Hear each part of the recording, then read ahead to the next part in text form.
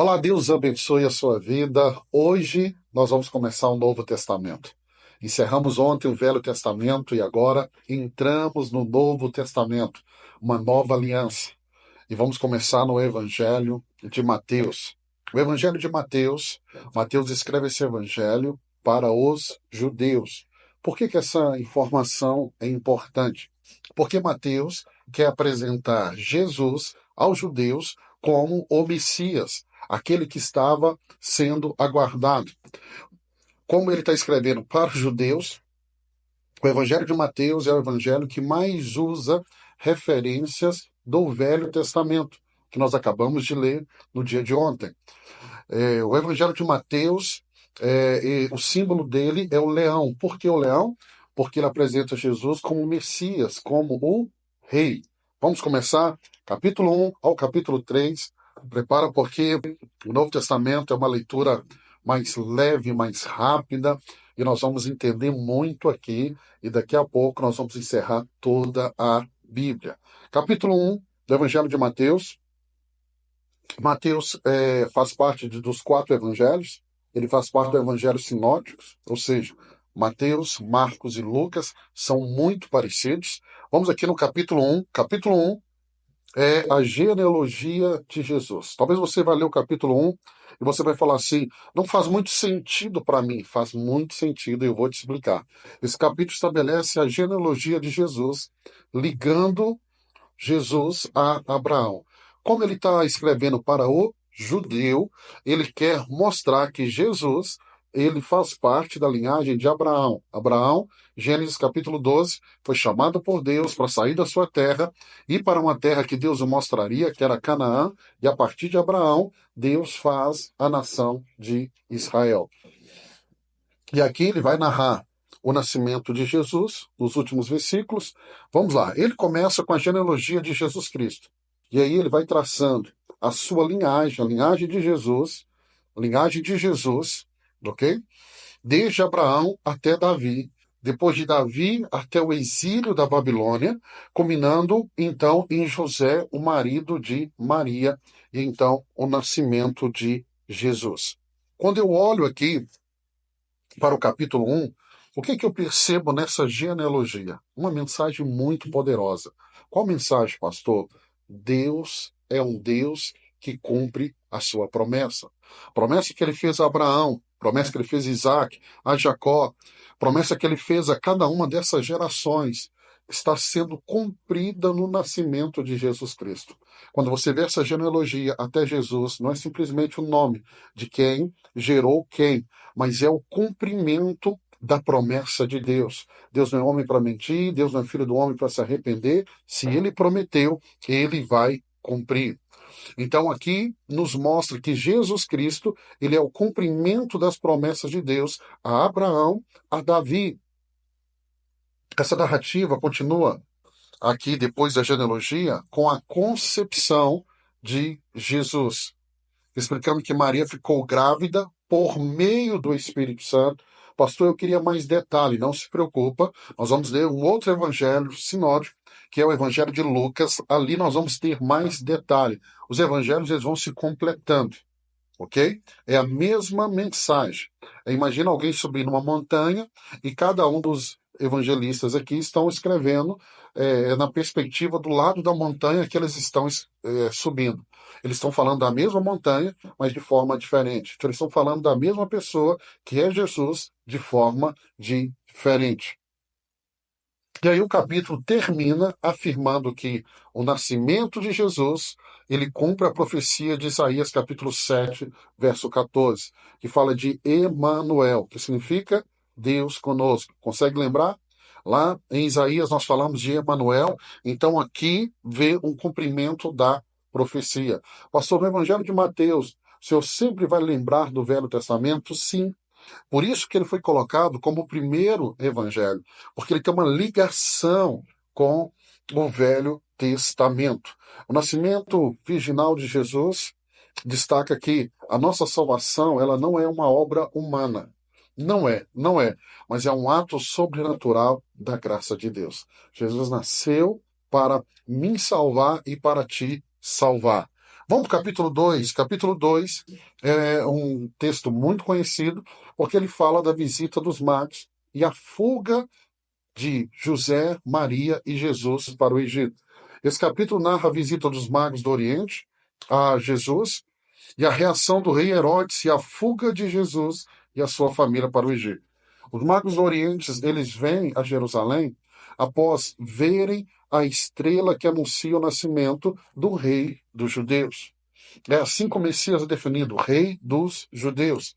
E Herodes, que era o governante ali da região, ele fica alarmado com a notícia. E aí ele vai consultar os escribas que confirmam que o Messias, ou seja, o rei dos judeus, deveria nascer em Belém, conforme a profecia de Miqueias, capítulo 5, verso 2. E aí, o que vamos ver aqui é Herodes fingindo interesse em adorar Jesus, pede aos magos que voltem com notícias, mas seu verdadeiro plano era matar o menino. Os magos seguem a estrela até Belém, onde encontra Jesus e o adoram, oferecendo ouro, incenso e mirra. Ouro, incenso e mirra são presentes dados ao rei. Por isso que eles vão falar com Herodes, onde nasceu o rei dos judeus.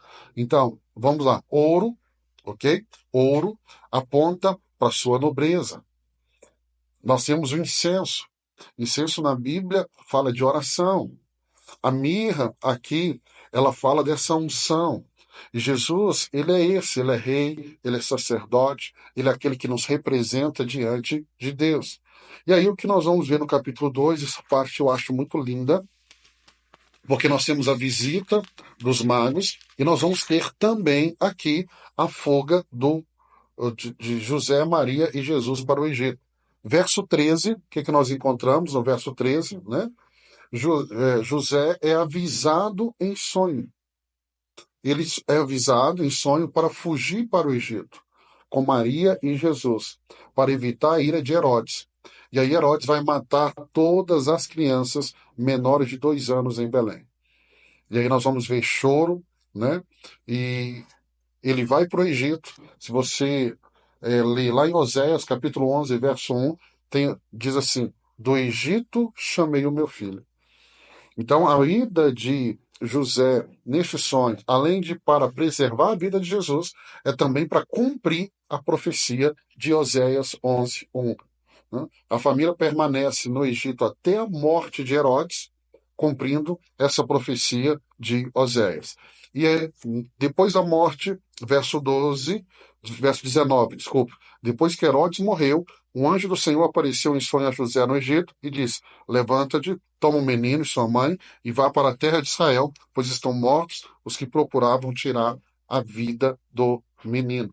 E aí vamos ver o retorno deles. Eu aprendo aqui no capítulo 2 que a soberania de Deus, ela é maravilhosa. Nós vamos ver os eventos da vida de Jesus desde a sua infância e vamos ver Deus governando, porque Deus é soberano. Pastor, só sobre a vida de Jesus? Não, sobre a minha, sobre a sua vida também.